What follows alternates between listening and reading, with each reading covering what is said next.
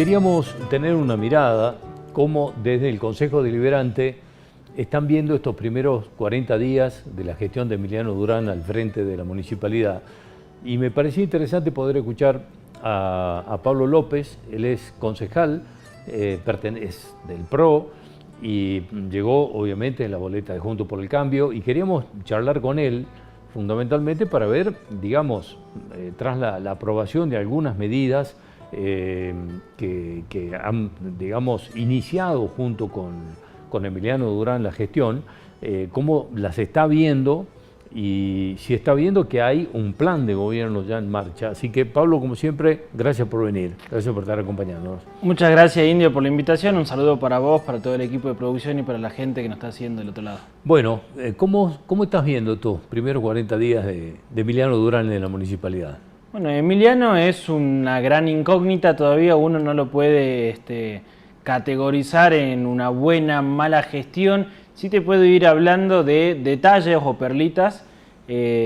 Puedo decirte que su equipo realmente está haciendo caso a su planteamiento de contesten los mensajes, tengan esa apertura, porque he tenido la oportunidad de hablar con gente de la cultura, con gente de la Escuela de Emprendedores, de espacios públicos, de tránsito, y siempre hubo una apertura total. Los números de teléfono no son reservados, o sea que en el vínculo entre un concejal opositor y el equipo de Emiliano Durán están fluidos, y eso es importante destacarlo.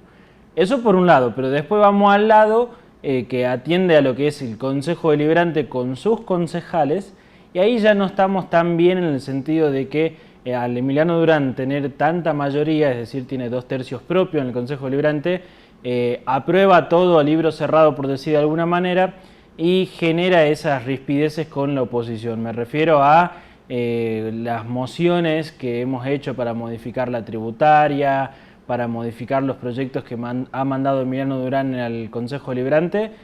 Ahí se ha impuesto la lógica del número en lugar de la lógica del debate político. Vos mencionabas la unidad tributaria que tenía un aumento del 140%. El 140% sí. De entrada, es decir, lo que está pagando la gente hoy es 140% más.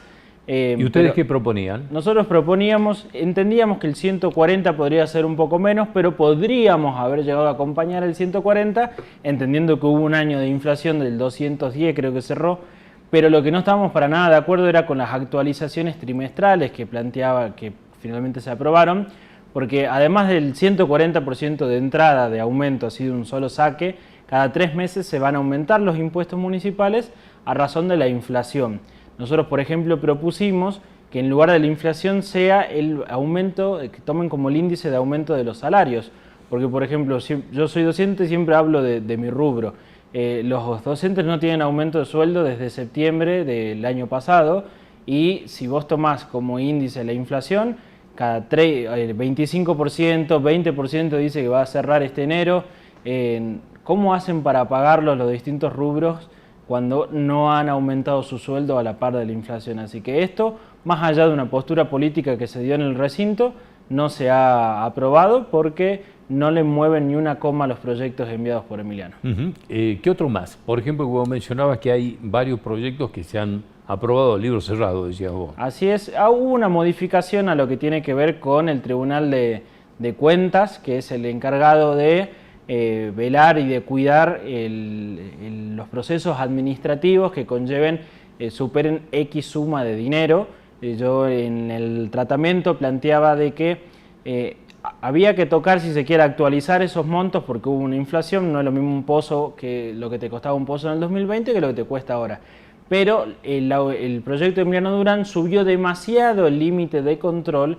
Nosotros lo que proponíamos era que, entendiendo que hay que actualizar, digamos, esos montos, no ponernos tan alto, porque hoy, por ejemplo, los pozos chicos, como el que fue el caso de la avenida Discépolo, no entran en el control del Tribunal de Cuentas porque no llegan al mínimo que se exige para el control del tribunal.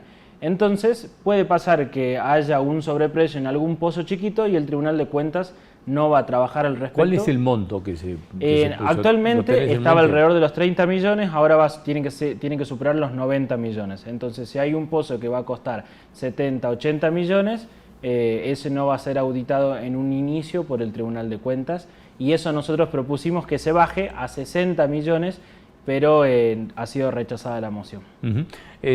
Vos avisorás un plan de gobierno, digamos, de lo que fue la campaña de Emiliano Durán, de lo que fueron sus propuestas. ¿Avisorás que ese proyecto está en marcha ya? O por lo menos que la estructura para ponerlo en marcha lo ves más o menos claro. Yo creo que la parte discursiva sigue en sintonía con lo que venían prometiendo en campaña, exceptuando el tema impositivo. Creo que es la gran falencia de Emiliano Durán, porque creo que mucha gente lo votó con toda la campaña que hubo alrededor de los impuestos, lo ha elegido porque él decía que aumentar los impuestos en tiempo de crisis era un gran error, pero aumentó los impuestos en tiempo de crisis, entonces esa es una gran incoherencia que creo yo que la gente la dice. No lo dice Pablo López, sino lo dice el vecino.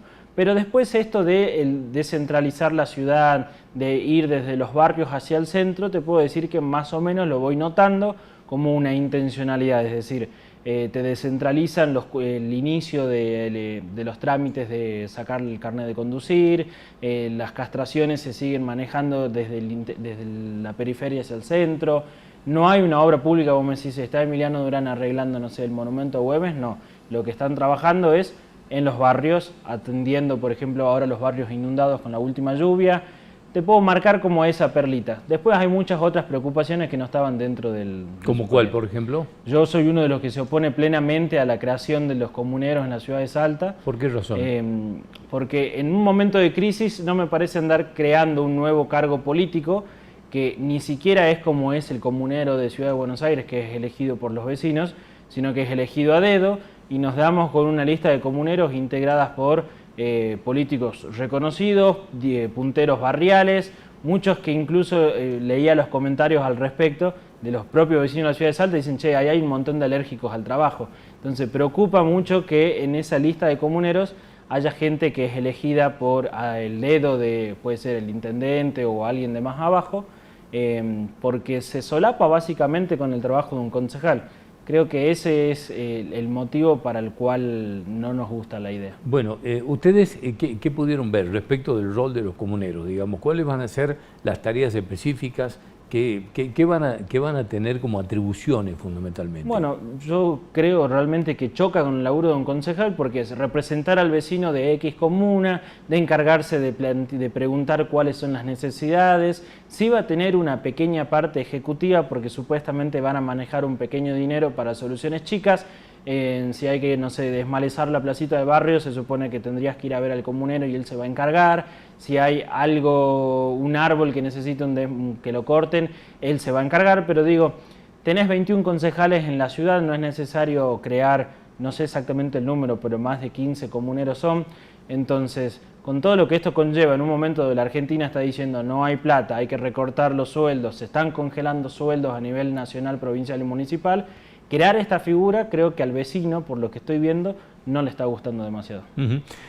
Bueno, de todas maneras, digamos, en la relación entre el Consejo y el Ejecutivo, me decías al principio que estás viendo como un mecanismo aceitado, por lo menos, en ese sentido.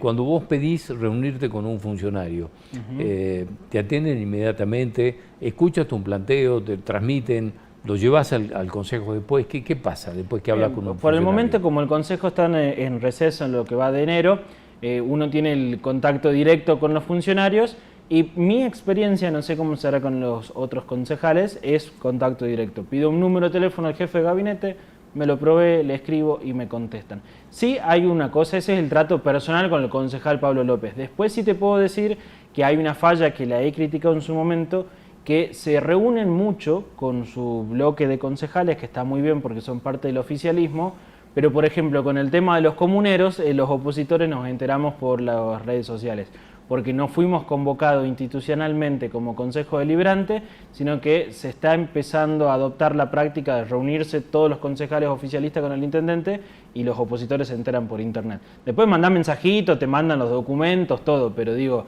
hay que empezar a respetar la institucionalidad del Consejo, que yo creo que esto va a terminar sucediendo a la larga cuando se inicie el periodo legislativo, porque Emiliano Durán antes de asumir ya había asistido 2 o 3 veces al Consejo y eso claramente es una diferencia con la gestión anterior. Bueno, ¿se ha podido determinar con precisión cuál es la deuda que le dejó Betina Romero a Emiliano Durán en la municipalidad? Eso es una pregunta, si desde el Consejo han podido saber esto.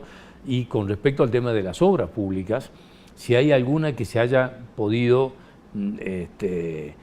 rearmar de alguna manera, porque eso terminó en un verdadero caos, con obras que estaban totalmente paralizadas, con obras que se pagaron y no se hicieron.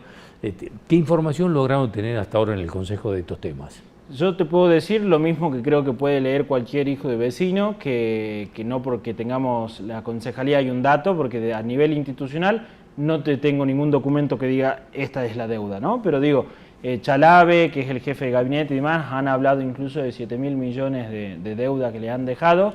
Yo no lo he podido comprobar con ninguna documentación. Es una tarea pendiente que el Consejo Deliberante tiene que pedir toda esa información para corroborar, desmentirlo en caso de ser necesario.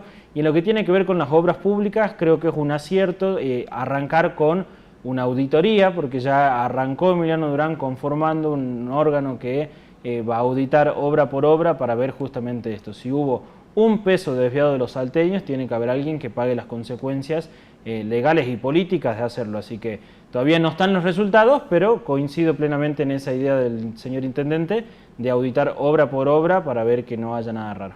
Bueno, ¿qué temas quedan pendientes en el Consejo Deliberante que entiendas vos que se deberían poner en marcha de manera urgente, tratamiento urgente, por ejemplo? Para mí tiene que trabajarse plenamente en la descentralización. No sé si es exactamente del nivel Consejo Deliberante, pero hay que entender que la municipalidad funciona es un 50-50, un departamento ejecutivo y un Consejo Deliberante. Entonces, la municipalidad de Salta tiene que trabajar en descentralizar. La postura de Emiliano Durán sobre de los barrios al centro pegó tanto porque hoy tenemos unos barrios periféricos de Salta muy poblados con pocos servicios, es decir, un vecino de Palermo quiere ir a sacar un carnet de conducir o tiene que ir hasta la Santa Fe o hasta el Barrio Unión o hasta el Hiper Libertad. La verdad que hay que trabajar en la descentralización de la ciudad de Salta. El Consejo Deliberante también tiene que continuar su política de descentralización y vamos a preguntar cuál es empezar a llevar todas los servicios que tiene un consejo, como la Oficina de Atención a Violencia de Género, la Oficina de Atención al Vecino, de asesorías legales, llevarla a los barrios, porque quizá la Avenida del Líbano le queda demasiado lejana a los vecinos de zona norte o a los de zona sur. Es importante acercarse con todas estas políticas y que la verdad no cuesta nada, digamos, no es que es algo que es millonario, algo muy chico, pero que empieza a mostrarte la presencia de un órgano tan importante como el Consejo Deliberante y el Ejecutivo. Pablo, como siempre, gracias por venir, muy amable. Muchas gracias por la invitación, Indio, siempre a disposición. Hasta cualquier momento, muchas gracias.